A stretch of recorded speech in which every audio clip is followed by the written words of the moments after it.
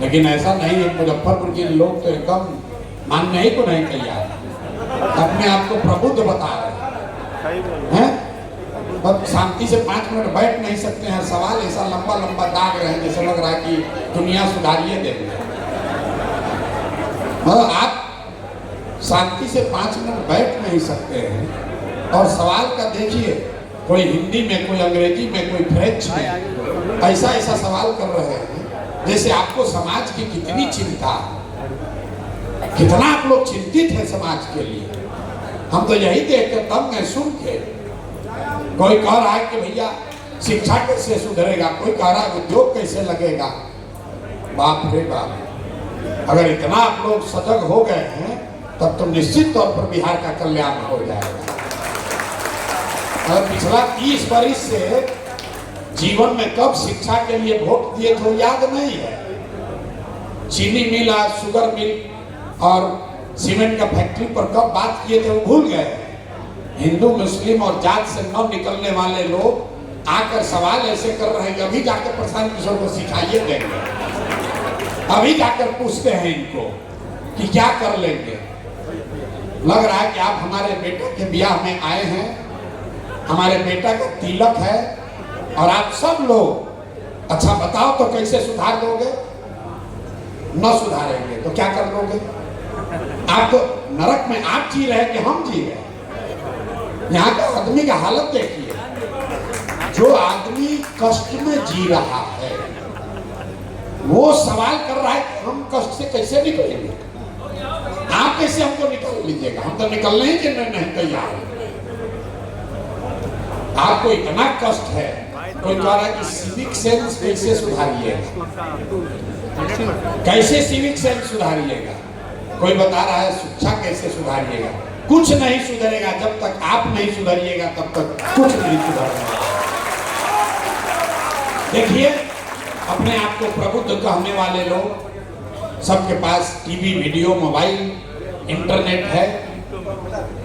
हम आज नहीं आए हैं बिहार में, 3 बरस से यहाँ पर गांव-गांव घूम रहे हैं।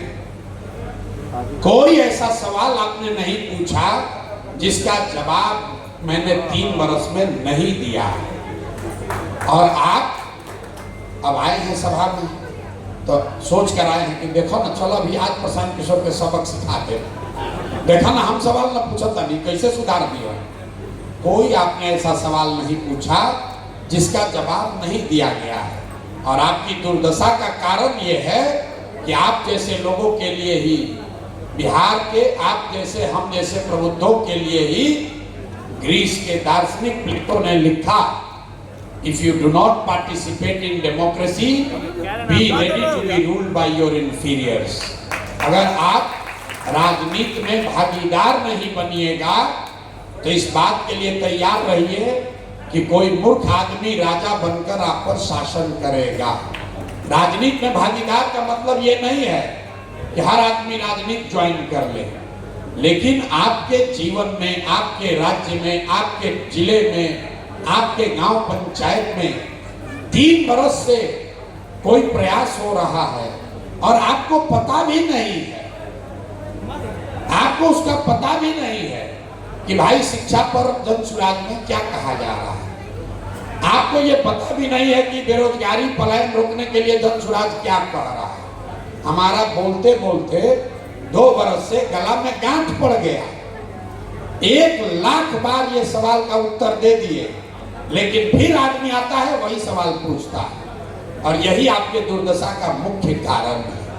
आपको सुधरना नहीं, आप तो ऐसे बोल रहे हैं। कोई पूछा काहे आप पर भरोसा करे, काहे भरोसा करे।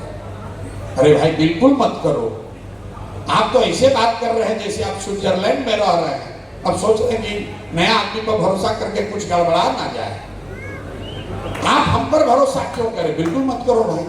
किसने कहा है भरोसा करने के लिए, किसने कहा है आपको कि आप हम पर भरोसा कीजिए। हम तो रोज मन से कहते हैं कि भाई बिल्कुल हम पर भरोसा मत करो, लेकिन कम से कम अपने बुद्धि का, अपने अनुभव का इस्तेमाल करके अपनी स्थिति को जांचो, परखो, देखो तो भाई कि आप किस दुर्दशा में जी रहे हैं और इससे निकलने का कोई रास्ता, उपाय है भी कि नहीं है।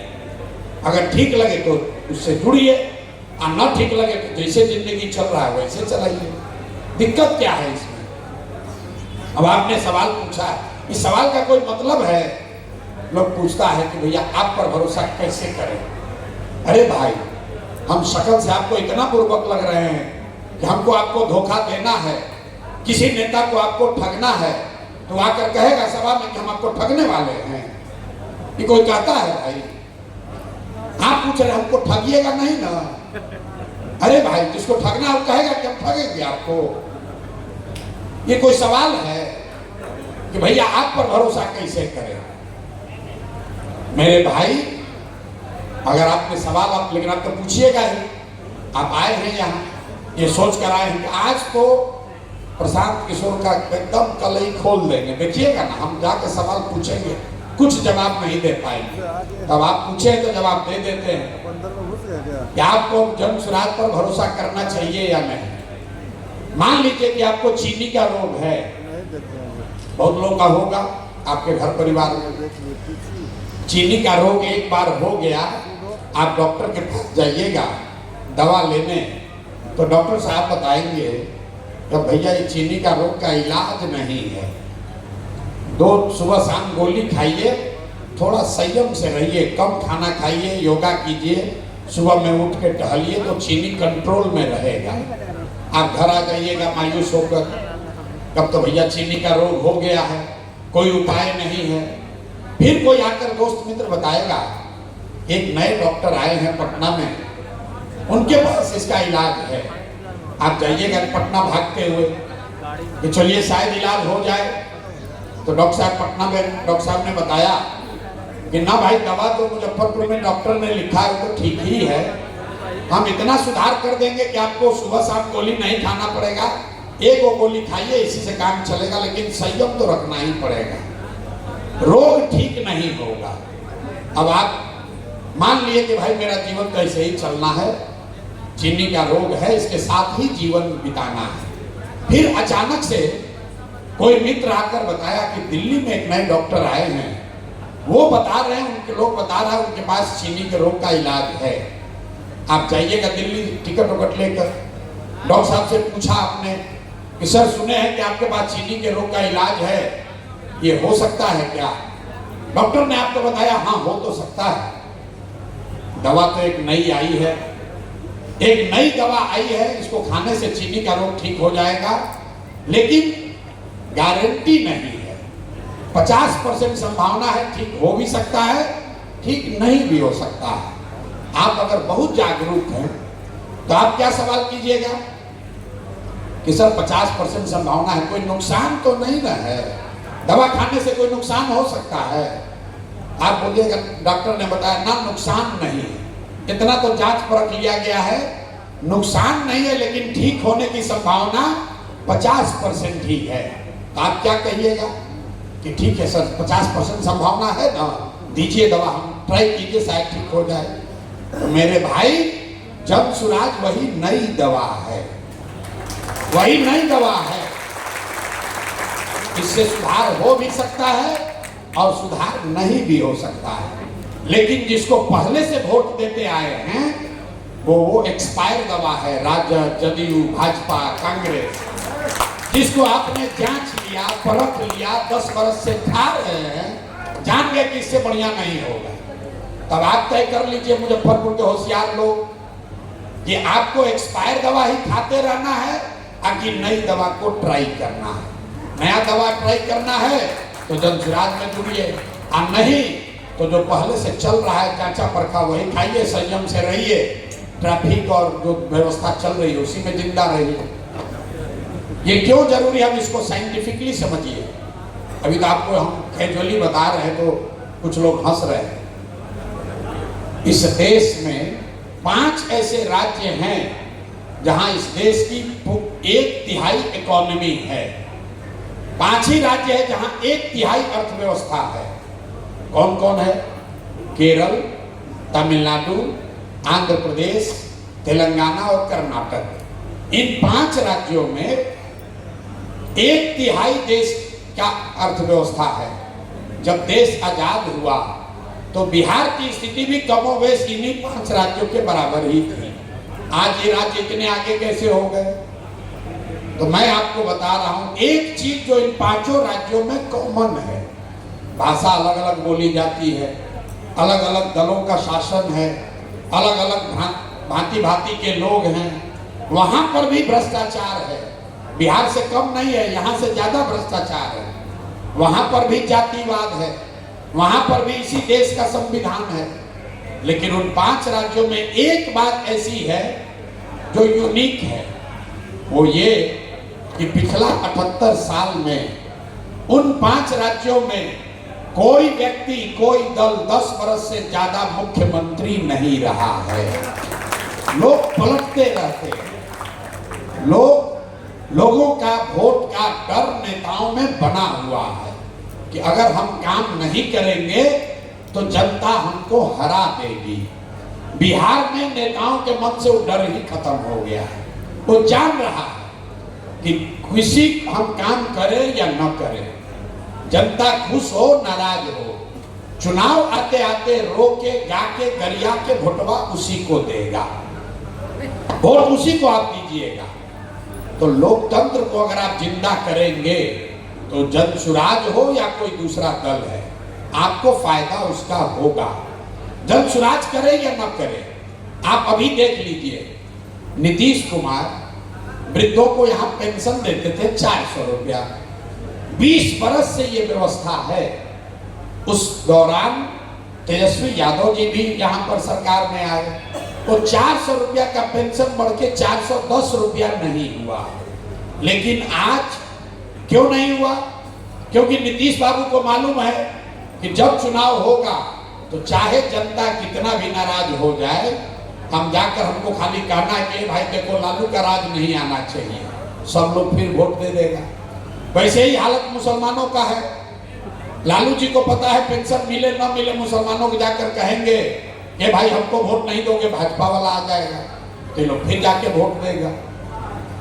वही नीतीश कुमार आज 400 का पेंशन आपको 1100 दे रहे हैं। अभी जनसुराज जीता नहीं है, जनसुराज ने कुछ नहीं किया।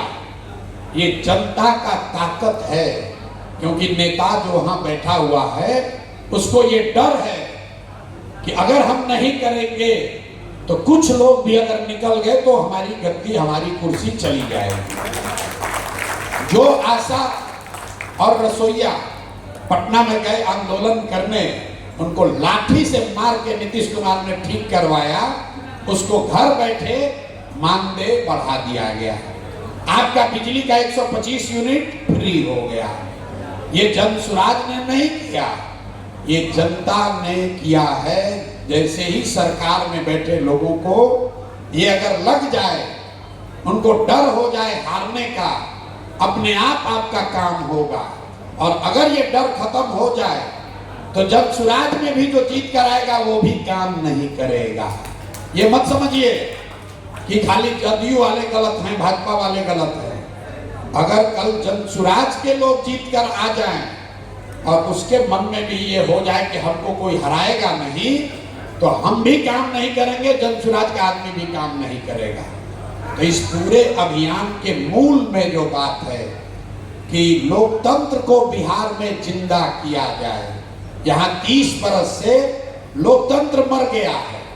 वोट होता है लेकिन राजनीतिक बंधुआ मजदूरी है। लालू के डर से मोदी, नीतीश और मोदी के डर से लालू। आप देख लीजिए सब समाज का हालत, मुसलमानों की हालत इस राज्य में दलितों के बाद सबसे ज्यादा खराब है। ये हमसे ज्यादा, आपसे ज्यादा मुसलमान जानता है, लेकिन फिर भी वो जाके लालू जी को वोट देगा। क्यों देगा? क्योंकि वो बेचारा डर के मारे भाजपा को दे नहीं सकता है, तो जाके लालू जी को फिर वोट देगा। इसी तरीके से हिंदुओं का एक बड़ा वर्ग है जो बहुत कष्ट में है, लेकिन जब वोट की बात आती है तो जाति की बात नहीं है, वोट की बात आती है तो कहता है कितनों खराब है। तो लालू का जो जंगल राज था उससे तो बढ़िया है रे भाई। 6 बजे ही पूरा मुजफ्फरपुर बंद हो जाता था। तो सारे शिकायतों के बावजूद आप जाकर फिर उसी नीतीश कुमार उसी मोदी को, उसी एनडीए को वोट देंगे जिससे कि आप इतना प्रताड़ित हैं। तो जन सुराज आपको वो एक विकल्प दे रहा है। अच्छा है, खराब है, आपको पसंद है, नहीं है, वो आपका आकलन का विषय है। आप उसको देखिए, जांचिए, परखिए, ठीक लगे तो जुड़िए, न ठीक लगे तो जिसके साथ है उसके साथ रहिए। लेकिन बिहार की ये दुर्दशा इसलिए है कि यहाँ 30-35 साल से राजनीतिक विकल्प खत्म हो गया है। वो विकल्प नया बनाया जा रहा है और इस विश्वास से बनाया जा रहा है कि समाज उसको देखेगा, समझेगा, लोग उसको लोग अपने भविष्य को उसमें ढूंढेंगे। अगर हम लोग अपना सही काम करेंगे आपका विश्वास बनेगा, नहीं बनेगा तो भी कोई बात नहीं है। आपको जो अभी जिंदगी अच्छा लग रहा है तो इसी में जिंदा रहिए, इसमें दिक्कत क्या है। हम लोग एमएलए एमपी बनने नहीं आए हैं, हमको एमएलए एमपी नहीं बनना है। एमएलए एमपी मंत्री बनकर जितना रुपया, पैसा, शान, शौकत, इज्जत आप कमा सकते हैं उससे सैकड़ों गुना ज्यादा पैसा, साधन, व्यवस्था भगवान ने हमको दिया है। अहंकार नहीं है। हम लोग बहुत साधारण परिवार से आते हैं, यहाँ वापस आए हैं, वापस मंत्री और एमएलए बनने नहीं आए। इस मिट्टी का कर्ज है, यहीं से पैदा हुए हैं और ये समझते हैं कि अगर हम लोग जैसा व्यक्ति इसको सुधारने का प्रयास नहीं करेगा तो कौन करेगा। आपकी चिंता है कि प्रशांत किशोर जन सुराज जीतेंगे कि नहीं, आपकी चिंता है कि जीतने के बाद ये सुधारेंगे कि नहीं। मेरे भाई, जितने यहाँ समझदार लोग बैठे हैं, आप अपने आप से पूछिए कि बिहार में सुधार का प्रयास होना चाहिए कि नहीं होना चाहिए। और अगर प्रयास होना चाहिए तो प्रयास हम करें या आप करें। प्रयास आज हो या 20 वर्ष के बाद हो, करना तो किसी न किसी बिहार के ही व्यक्ति को पड़ेगा। और आपके सवाल कभी खत्म नहीं होंगे, आपकी आशंकाएं कभी खत्म नहीं होंगी, लेकिन उसका रास्ता निकालिए। आपको ये उत्तर ढूंढना है कि भाई बिहार में सुधार का